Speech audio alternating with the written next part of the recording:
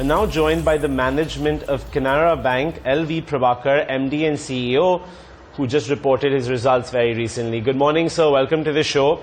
Let's begin with the first question, talking about the Q4 numbers specifically. What were the key highlights in your view? On liability side, we have concentrated on savings bank deposits, especially CASA. And the result is the growth is about 12% compared to YOY. Again, under CASA, we have concentrated on increasing the percentage of CASA. In the sense, from 30% in the last year, now it is about 32.5%. So we have seen that how to reduce the cost of deposits and to increase the CASA deposit. That is one thing. Second one is we want to increase the retail deposits. So again, the retail deposits, we have shown a growth of about 11%. This is regarding the liability side. Asset side, we have concentrated on retail advances. For example, we have grown at 12% under retail, and under housing, we have grown at 18%. So the focus area was retail. And apart from that, this time we have concentrated a bit on corporate also, so that even though the figures are flat, it has not gone down, and we have taken care about all our customers. Given that a lot of banks are looking to now raise money, will you also be considering something similar? As far as our bank, I can say that liquidity position is very comfortable. And if you see, we have reduced the rate of interest in many of the credit schemes. Even in gold loans, we have reduced the rate of interest to 7.65% because whatever liquidity we have available with us, we want to deploy that where the risk weight is less and also where the production activity will be there. Under MSME, we have consolidated a lot, and under the present emergency credit line, which is guaranteed by the Government of India, we are one of the best performers. And we are contacting each and every MSME customer, and we are requesting and advising them to utilize this fund, which is available at 7.5%. So I think as far as the liquidity is concerned for our bank, I think we are in a strong position. Could you also give us a sense of how the moratorium numbers were? How many or what percentage of your customers are availing the moratorium, and which segments are seeing more of moratorium being availed? So bank as a whole, 19% of our customers have availed the moratorium facility. In terms of outstanding, 17% of our customers have availed. And if you come to specifically to MSME sector, about 38% of the outstanding is under moratorium. And going to retail, only 5% of the outstanding has availed. So we see that in MSME, people are using this facility.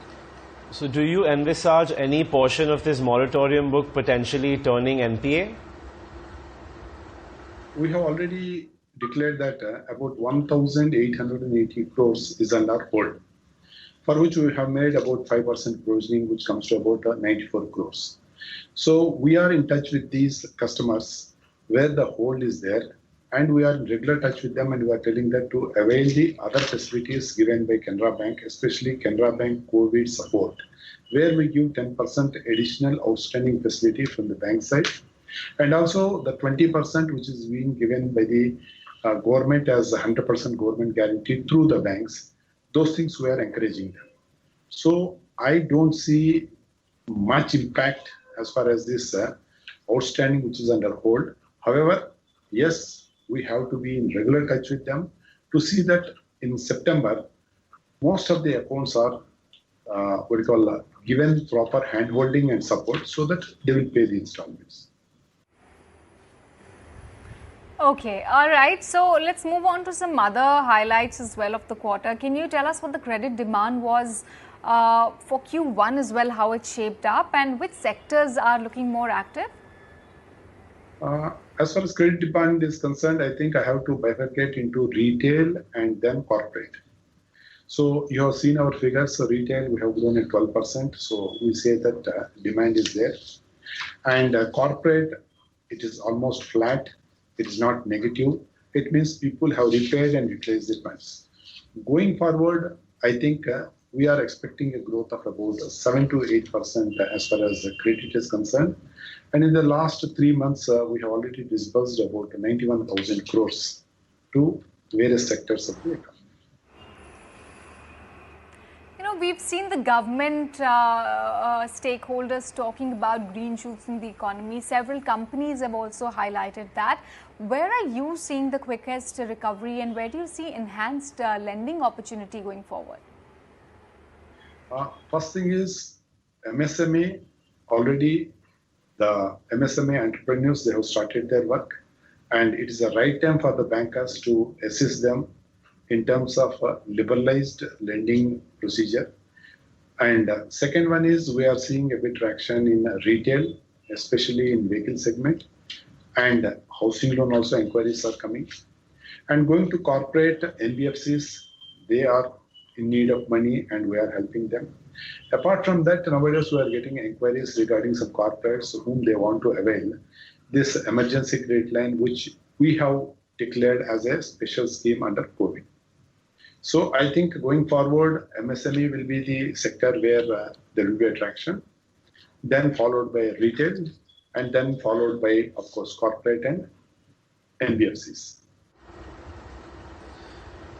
All right. And, you know, what is the approach to lending further to NBFC and HFCs, and how are you managing that and the increased demand from them while also managing the NPA risk over here? Yes. Our figures gives the impression that only 3% of the outstanding under NBFCs, they have availed the moratorium. For this, there is a reason. The other people, they have availed the other credit facilities which was given by our bank, and also they have used the facility available under TLTRO1 and TLTRO2. So this has also helped them to have liquidity and to pay back the installments. Interest rates, and do you think they're going to further head south, and then what does that do to your lending policies? Regarding transmission of the interest rates, I think we are in sync with the market in the sense all the advances which are linked with RLLR, it is being transmitted immediately. That is, whatever reduction is there, it is passed on 100%. In terms of MCLR, yes, we are unable to pass on as it is, but in the last month, we have passed on about 20% basis points rate cut under MCLR.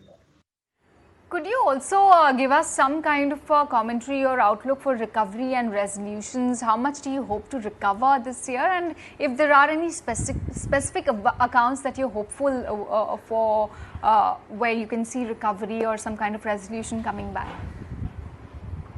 We are expecting that we should be in a position to recover about 9 to 10,000 crores in FY21. Out of this 10,000 crores, we expect about 3,700 crores from NCLT accounts. One big account where we are expecting the recovery is regarding Bhushan Power and Steel. All right, sir. Thanks for that. You know, finally from us this morning, so what's your guidance on credit cost, asset quality and slippages, if you could give us something for the rest of this year?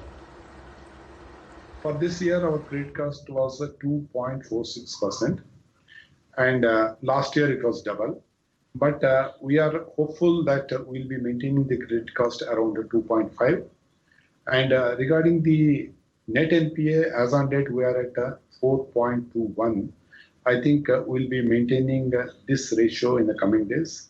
And gross NPA is at 8.22. I think we'll be in a position to maintain the gross NPA around 8%.